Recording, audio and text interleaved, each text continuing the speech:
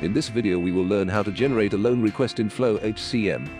First of all, we will log in into FlowHCM portal. Here is the dashboard. Click on the Payroll module on top navigation bar.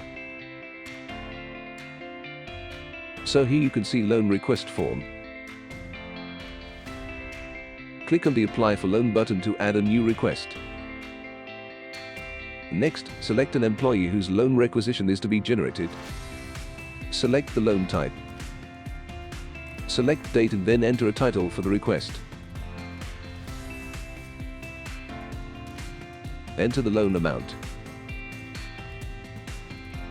Then enter monthly repayment amount. Select repayment start date. Add a reason before submitting the request.